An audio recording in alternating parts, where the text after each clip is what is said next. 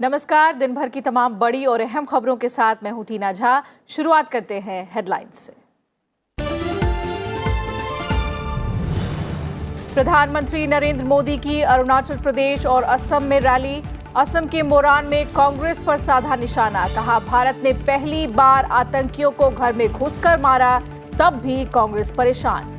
अरुणाचल प्रदेश में प्रधानमंत्री ने कहा क्षेत्र को पिछले 5 साल से नए भारत का ग्रोथ इंजन बनाने का प्रयास।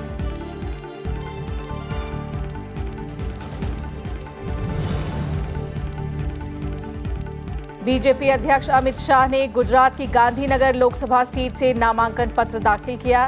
दिखा एनडीए का शक्ति प्रदर्शन। नामांकन के समय अरुण जेटली, राजनाथ सिंह, प्रकाश सिंह बादल समेत कई दिग्गज रहे मौजूद। रोड शो के जरिए भी दिखाई ताकत।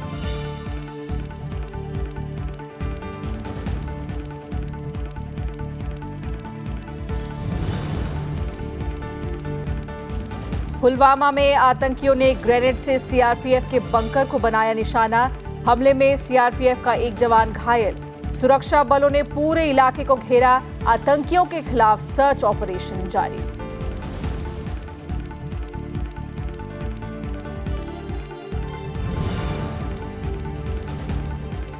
कर्नाटक में आयकर विभाग के छापे पर विपक्ष के रुख की वित्त मंत्री अरुण जेटली ने की आलोचना। कहा संघीय व्यवस्था को बर्बाद कर रहा है विपक्ष। जेडीएस और कांग्रेस ने 28 मार्च को इनकम टैक्स दफ्तर के बाहर किया था प्रदर्शन।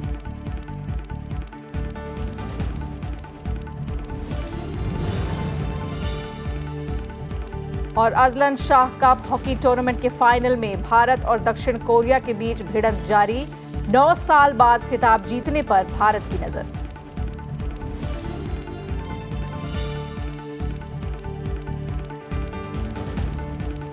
और सबसे पहले चुनाव से जुड़ी खबरें।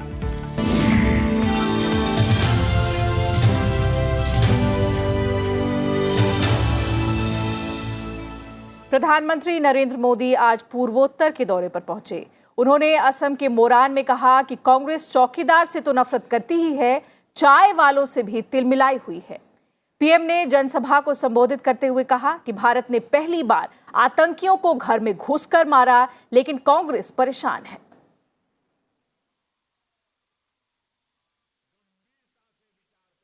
कांग्रेस परेशान है। ये तो घुस करके घर में घुस के मारता है।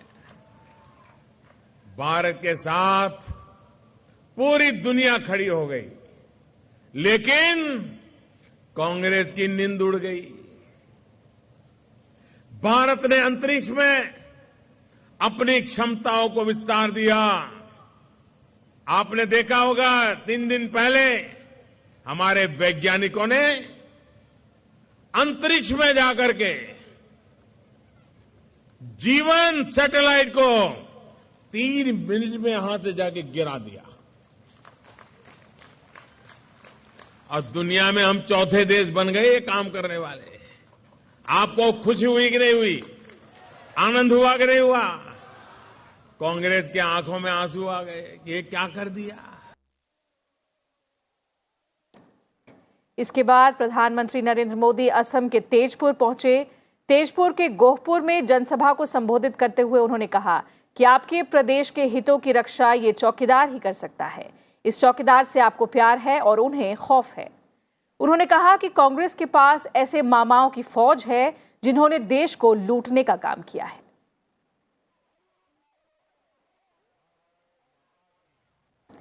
इससे पहले प्रधानमंत्री ने अरुणाचल प्रदेश के वेस्ट सियांग जिले के आलो में एक जनसभा को संबोधित किया। उन्होंने कहा कि यह मेरा सौभाग्य है कि देश के इस महत्वपूर्ण भाग को पिछले 5 सालों से नए भारत का नया ग्रोथ इंजन बनाने का प्रयास कर रहा हूं।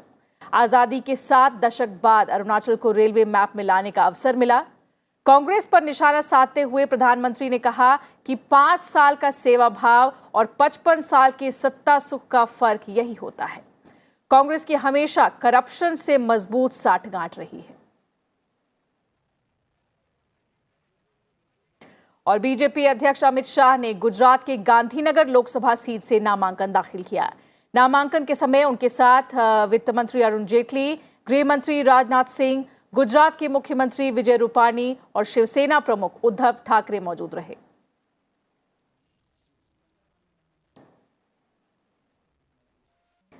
पर्चा भरने से पहले अमित शाह ने भगवा पार्टी का गढ़ कहे जाने वाले गांधीनगर में एनडीए में शामिल सहयोगी दलों के नेताओं के साथ 4 किलोमीटर लंबा रोड शो किया।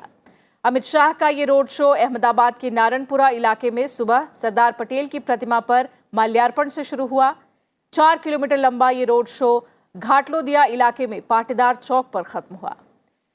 अमित शाह के रोड शो में शिरोमणि अकाली दल के नेता प्रकाश सिंह बादल, एलजेपी के रामविलास पासवान और शिवसेना प्रमुख उद्धव ठाकरे ने हिस्सा लिया।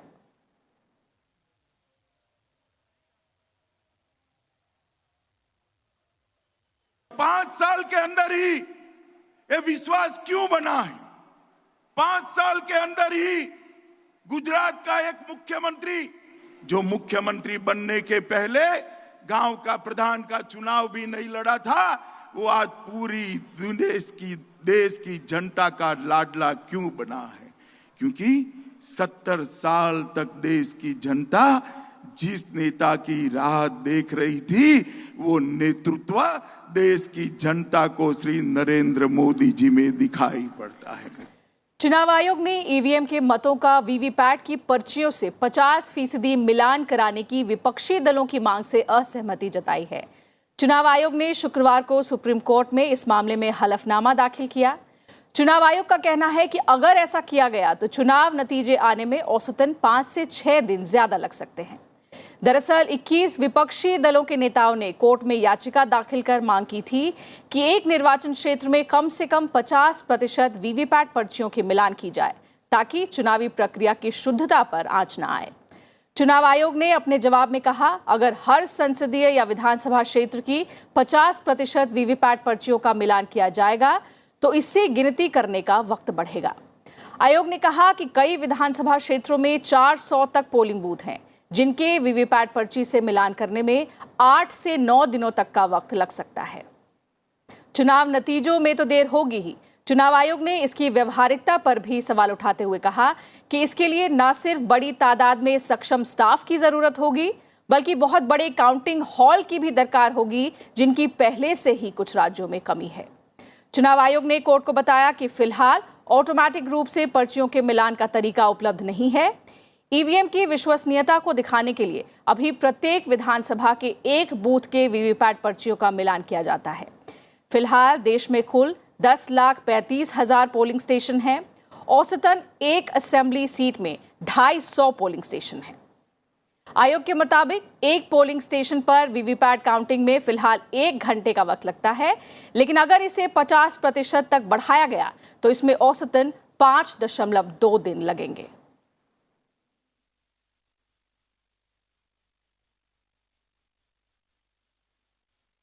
और इस खबर पर ज्यादा जानकारी के लिए हमारे साथ स्टूडियो में मौजूद हैं संजय सिंह, राजनीतिक संपादक फर्स्ट पोस्ट। सर, स्वागत है आपका राज्यसभा टीवी में। संजय जी, हमें ये समझने में मदद करिए कि इस युग में जहां आजकल हर चीज डिजिटल है, क्या वीवीपैट सिस्टम की ओर दोबारा रुख करना, ये राजनीतिक दलों की जो डिमांड है, वो कहां तक जायज है? देखिए, ये राजनीतिक दल जो 21 पार्टियां जो गई हैं सुप्रीम कोर्ट के सामने, वो कांग्रेस लेड एक कोलिशन है जो बीजेपी के खिलाफ है, मोदी सरकार के खिलाफ है और मोदी का जो बीजेपी का ये अभ्युदय हुआ है उसके खिलाफ है। और हमारा जो ईवीएम है वो टाइम टेस्टेड है। तमाम तरह के मतलब इतने सारे इलेक्शन हो गए जिसमें कभी कोई सवाल नहीं उठा। सवाल तब उठा जब बीजेपी यहाँ पे चुन करके सत्ता में प्रचंड बहुमत से आई और कई सारे स्टेट में फिर उसी प्रचंड बहुमत के साथ जीतती चली गई। ये सवाल तब भी नहीं, ये 21 पार्टियां जो हैं उसमें से कई पार्टियां ऐसी हैं जो स्टेट में सत्ता में थी, हैं और कुछ समय पहले तक सत्ता में थी, और कांग्रेस खुद ही 10 साल से केंद्र में सत्ता में थी।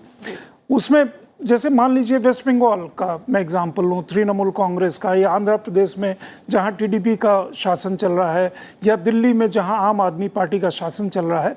तो क्या दिल्ली में आम आदमी पार्टी के जो 70 में 67 विधायक चुन करके आए थे, उस समय में कोई किसी वोटें ठीक हुई थी और बाद में पार्लियामेंट्री इलेक्शन में या उसके पहले का जो पार्लियामेंट्री इलेक्शन हुआ उस समय मशीनें वो टैंपर हो गई थी।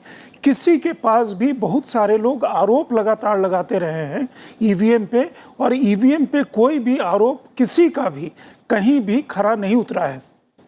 कुछ समय हमने पहले देखा था लंदन में एक महाशय वो नकाब पहन करके चले आए और टोटल फर्जिफिकेशन का उन्होंने एक ड्रामा किया।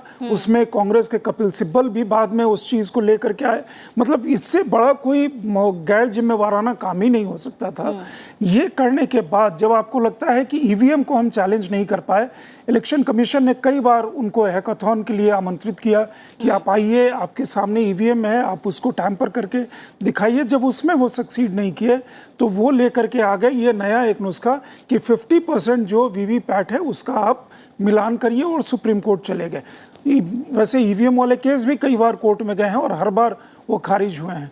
तो ये अब मसला आ गया वीवीपैट का। वीवीपैट में ऑलरेडी एक सुविधा है जहां वोटर अपना देखता है कि जिसको उसने मतदान किया वो मतदान उसे दिखता है कि उसके पास मतदान गया कि नहीं। उसमें कोई शंका अभी तक के जो चुनाव आए हैं उसमें नहीं हुई। 3 राज्य जो चुनाव हुए उसमें बीजेपी वहां सत्ता में से बाहर गई, कांग्रेस वहां सत्ता में आई, उसमें भी कोई प्रॉब्लम नहीं। अब आ रहा है पार्लियामेंट्री इलेक्शन। इलेक्शन कमीशन सही बात कह रहा है कि देखिए, एक तो हमारे ईवीएम में कोई प्रॉब्लम नहीं है, दूसरी चीज़ अगर आप तैयार हैं कि हमारा एक हफ्ते लगभग 5 से 6 दिन वो कह रहे हैं, आप मोटा मोटी एक हफ्ते का वक्त मान करके चलिए। क्या एक हफ्ते के लिए एक तो हमारे लिए वीवीपैट को जो वो कह रहे हैं न उनके लिए फिजिबिलिटी है, न लोगों की उस तरह की ट्रेनिंग है, न उसके लिए लॉजिस्टिक्स है, न उसके लिए बाकी भवन है उस तरह के। और अगर मान लीजिए हम ये चुनाव ख़त्म करते हैं, 19 तारीख को पोलिंग ख़त्म, 25 को काउंटिंग जो अदरवाइज़ ख़त्म हो जानी चाहिए थी, अभी भी एक भी जो वीवीपैट के जितने मिलान होते हैं उसमें अब कई घंटे का लेट होता है। लेकिन अगर 6 दिन मान लीजिए किसी लोकसभा का चुनाव का रिजल्ट हम गिनते रहें तो ये बड़ी अजीब सी स्थिति हो जाएगी। और वो भी इस केवल इस शंका पे जो भी एक सेक्शन के माइंड में है और एक मैन्युफैक्चर्ड वो शंका है, वो जेन्युइन शंका नहीं है। तो संजय जी, जैसा आप कह रहे हैं, एक तरफ चुनाव आयोग है जिन्होंने कई तर्क पेश किए हैं, अभी तक ईवीएम में कोई गड़बड़ी की बात नहीं आई है, और जो ऑपोजिशन दल है उन्होंने भी कोई ऐसा इंसिडेंट प्रूव नहीं किया है सुप्रीम कोर्ट के सामने जहां पर ईवीएम में गड़बड़ी या छेड़छाड़ का मसला सामने आया हो। और एक तरफ चुनाव आयोग है जिन्होंने ईवीएम में गड़बड़ी ना होने की बात के अलावा एक लंबी लिस्ट दी है कि क्या क्या परेशानियां आ सकती हैं वीवीपैट को की ओर वापस जाने के लिए। तो ऐसे में क्या लगता है आपको, सुप्रीम कोर्ट का क्या रुख होगा इलेक्शन कमीशन के एफिडेविट फाइल करने के बाद? देखिए, इस समय कहना मुश्किल है कि सुप्रीम कोर्ट का क्या रुख होगा, लेकिन ऑब्वियसली सुप्रीम कोर्ट किसी भी समय में जो सबके आर्गुमेंट सुनने के बाद एक रीजन डिसीजन लेती है, क्योंकि सुप्रीम कोर्ट के जजेस मतलब उस चीज़ को इतना मतलब उनकी वर्षों की ट्रेनिंग इस चीज़ की है, और आई एम श्योर वो कोई बढ़िया उस पर वो डिसीजन लेंगे। इलेक्शन कमीशन के ऊपर ये इनकम्बेंट था कि वस्तु स्थिति को बताना कि एक हमारा ईवीएम कैसा है, दूसरे जो अगर ये पिटीशन जो फाइल किया कि उनके सामने समस्याएं क्या हैं, चैलेंजेस क्या हैं, सुप्रीम कोर्ट ने सभी बातों को सुना है। और आई एम श्योर वो एक रीजन डिसीजन लेंगे जो देश के बाकी जो लोग हैं जिनके मन में शंका भी होगी उनके शंका का भी निर्मूलन हो जाएगा, और बाकी जो वस्तु स्थिति है हमारे देश में इस समय या ईवीएम को लेकर के जो भी अभी तक कोई शंकाएं थी नहीं, कुछ शंकाएं हैं वो मैन्युफैक्चर्ड शंकाएं हैं। वीवीपैट के मिलान को लेकर के भी मुझे लगता है कि वक्त से पहले जब मतलब ये जब प्रोसेस कंप्लीट होता है उसके पहले सुप्रीम कोर्ट एक रीजन डिसीजन पे आएगी और अपना वर्डिक्ट वो देगी। जी संजय जी, बहुत बहुत शुक्रिया हमारे साथ स्टूडियो में जुड़ने के लिए और ये तमाम जानकारी हमारे साथ साझा करने के लिए। चुनाव आयोग ने ईवीएम के मतों का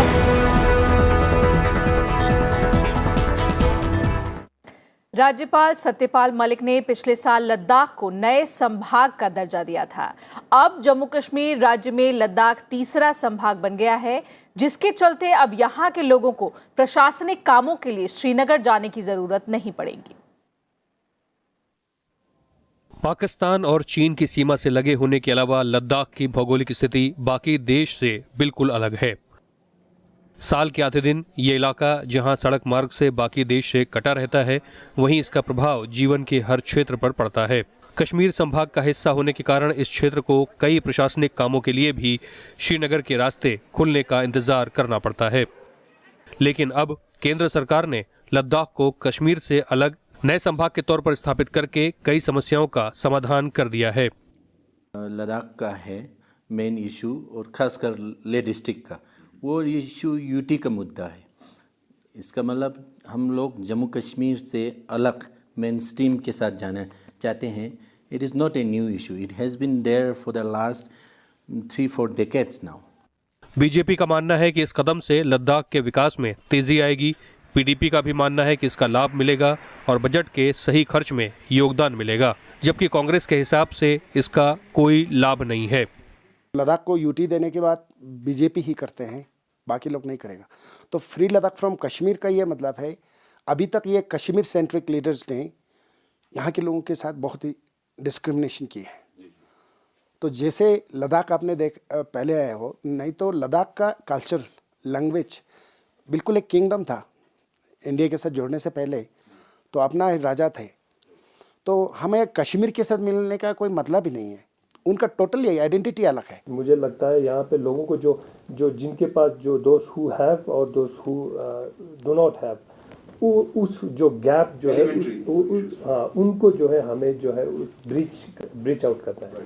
और जो है लोगों को जो है, जैसे मेरे ख्याल से हम करेंगे बिजली, सड़क, पानी और ये जो चीज़ों की जो बात करेंगे, तो आप गाँवों में जाएंगे, अभी भी जो है it's a very sad to see कि लोगों को जो है साफ पीने का पानी तक अभी नहीं मिलते हैं। यहाँ के हालात को जो यहाँ के लोग समझेंगे, वो वहाँ एयर कंडीशन में बैठे हुए चाहे कितना भी एक्सपर्ट हो, आईएएस हो, आईएफएस हो या आप टेक्नीशियंस हो, कोई भी हो, नहीं समझ पाएंगे।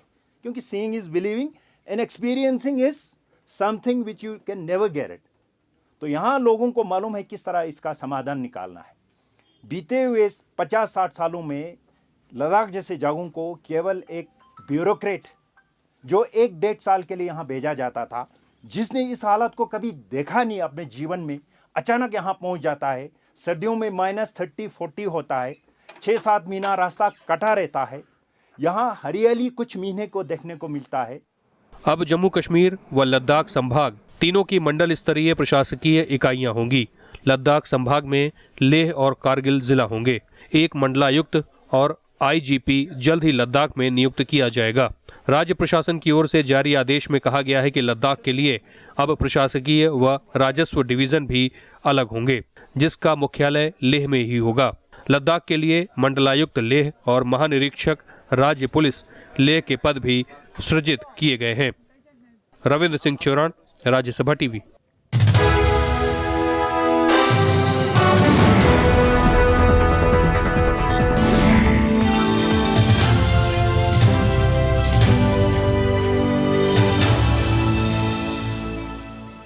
और एक छोटे से ब्रेक के लिए रुक रहे हैं, जल्द लौटेंगे।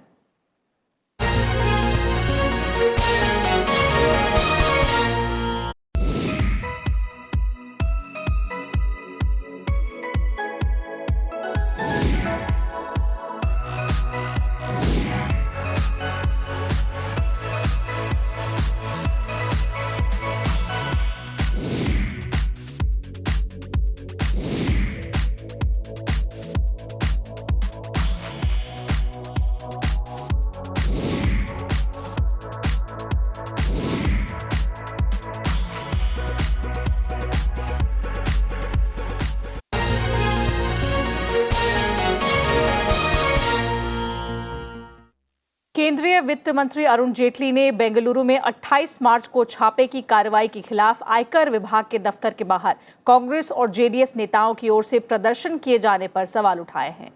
भ्रष्टाचार को वजह बनाता यूपीए शीर्षक से लिखे ब्लॉग में उन्होंने लिखा कि संघवाद का मतलब सिर्फ राज्यों का अधिकार नहीं है, बल्कि भारतीय संघवाद भारत को राज्यों के संघ के रूप में स्थापित करता है और केंद्र का अधिकार भी उतना ही महत्वपूर्ण है।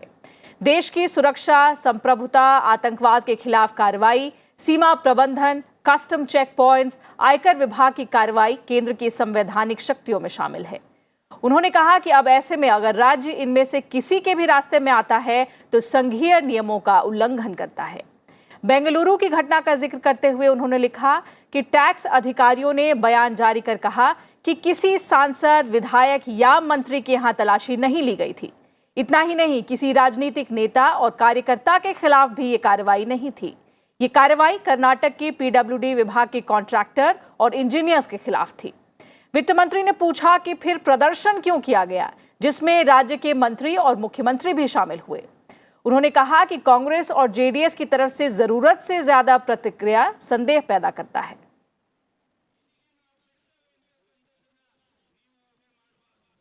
अगुस्ता वेस्टलैंड वीवीआईपी हेलीकॉप्टर सौदे में गिरफ्तार कॉर्पोरेट लॉबी दीपक तलवार को दोहरा झटका लगा है। प्रवर्तन निदेशालय ने दिल्ली में दीपक तलवार की 120 करोड़ की संपत्ति होटल हॉलिडे इन को अटैच कर दिया। ईडी ने ये कार्रवाई मनी लॉन्ड्रिंग से जुड़े केस में की है। इसके अलावा ईडी ने दीपक तलवार के खिलाफ दिल्ली की पटियाला हाउस कोर्ट में चार्जशीट दाखिल कर दी। चार्जशीट में दीपक तलवार के बेटे आदित्य तलवार को भी आरोपी बनाया गया है। ईडी ने ये चार्जशीट विदेशी एयरलाइंस कंपनियों को फायदा पहुंचाने और एयर इंडिया को नुकसान पहुंचाने के मामले में दाखिल की है। इसके साथ ही मामले की सुनवाई करते हुए कोर्ट ने तलवार की न्यायिक हिरासत 15 अप्रैल तक के लिए बढ़ा दी है। दीपक तलवार को दुबई में 30 जनवरी को गिरफ्तार किया गया था।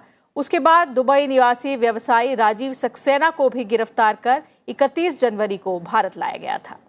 दोनों को अदालत में पेश करने पर इन्हें ईडी की हिरासत में भेज दिया गया था। फिलहाल दोनों हिरासत में ही हैं।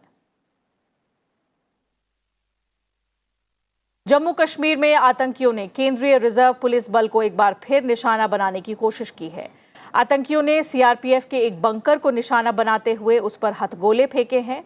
ये बंकर पुलवामा में भारतीय स्टेट बैंक की शाखा के परिसर के बाहर बना हुआ है। हमले में सीआरपीएफ का एक जवान घायल हुआ है, जिसे पुलवामा के एक अस्पताल में भर्ती कराया गया है। उपराष्ट्रपति एम वेंकैया नायडू आज विशाखापट्टनम जिला अदालत की 125वीं वर्षगांठ समारोह में शामिल हुए। इस मौके पर उपराष्ट्रपति ने कहा कि सामाजिक परिवर्तन लाने के लिए न्यायपालिका को हमेशा एक महत्वपूर्ण साधन के रूप में देखा जाता है। उपराष्ट्रपति ने कहा कि न्यायपालिका हमारे लोकतांत्रिक राजनीति का एक प्रमुख स्तंभ है। लोकतंत्र के 3 स्तंभों में महत्वपूर्ण स्तंभ होने के नाते न्यायपालिका ये सुनिश्चित करती है कि संवैधानिक प्रावधानों का पालन किया जाता है। Will uphold the great values established by their predecessors. My dear friends, judiciary is an important constitutional organ and not only plays a major role in ensuring constitutional equilibrium between competing and conflicting interests of various stakeholders and other organs of the states, but also is the ultimate interpreter of law.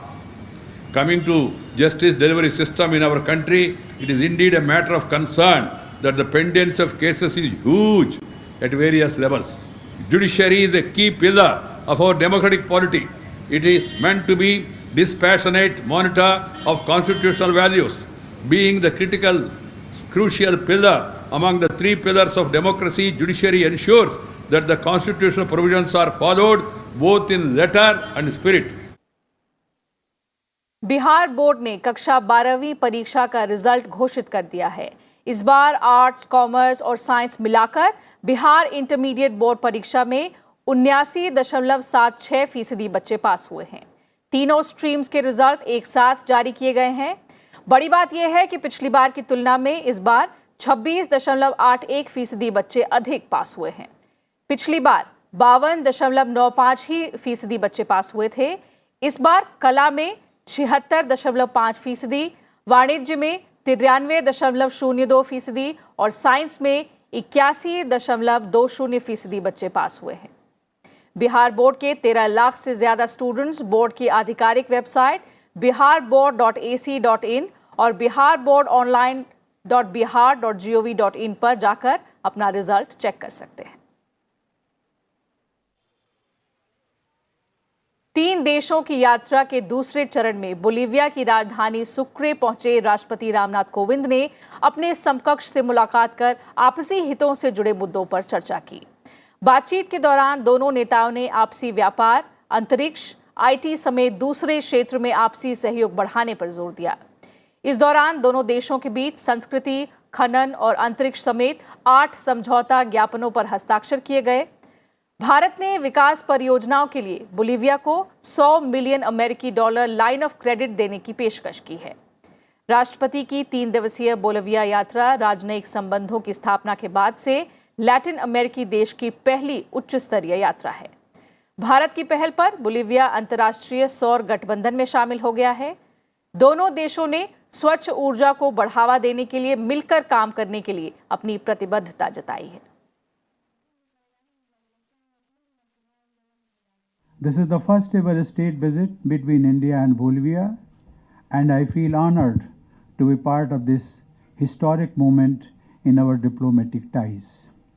Ladies and gentlemen, President Evo Morales and I had extensive talks today. We discussed a range of areas of mutual interest in bilateral, regional and multilateral fields. We have reaffirmed our commitment to strengthen our political and economic engagement. India feels privileged to share its development experience with Bolivia under the framework of South-South cooperation. In this spirit, we are happy to offer $100 million line of credit to Bolivia for financing development projects. We are happy to have Bolivia as a partner in the International Solar Alliance and welcome the signing of the framework agreement establishing the bond.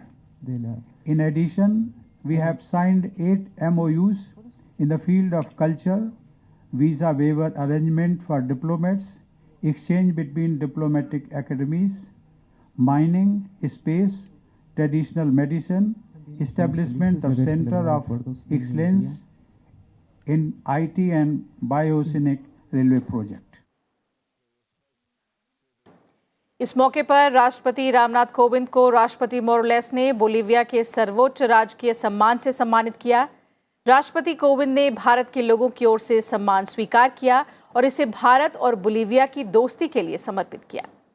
राष्ट्रपति Bharat Bolivia व्यापार बैठक में भाग लेंगे, university students को भी संबोधित करेंगे और भारतीय समुदाय के सदस्यों से भी बातचीत करेंगे। महान स्वतंत्रता सेनानी श्यामजी कृष्ण वर्मा की आज पुण्यतिथि है। उनका जन्म 4 अक्टूबर 1857 को गुजरात के मांडवी गांव में हुआ था। श्यामजी कृष्ण वर्मा भारत के उन अमर सपूतों में हैं जिन्होंने अपना संपूर्ण जीवन भारत की आज़ादी के लिए लगा दिया। श्यामजी कृष्ण वर्मा ने अपना जीवन भारत की स्वतंत्रता के लिए माहौल बनाने और नवयुवकों को प्रेरित करने में लगाया। प्रधानमंत्री नरेंद्र मोदी ने महान स्वतंत्रता सेनानी श्यामजी कृष्ण वर्मा की पुण्यतिथि पर उन्हें श्रद्धांजलि दी। प्रधानमंत्री ने ट्वीट किया कि श्यामजी कृष्ण वर्मा ने अपना संपूर्ण जीवन आज़ादी की लड़ाई में समर्पित कर दिया। उनके अमूल्य योगदान से देशवासियों को सदैव प्रेरणा मिलेगी। दिल्ली में अब से थोड़ी देर पहले बारिश होने से मौसम सुहाना हो गया है। सुबह मौसम गर्म रहा और अधिकतम तापमान 20.2 डिग्री सेल्सियस दर्ज किया गया, जो मौसम के औसत तापमान से 2 डिग्री सेल्सियस अधिक है। शाम होते होते कई इलाकों में बादल छा गए और हल्की बारिश हुई।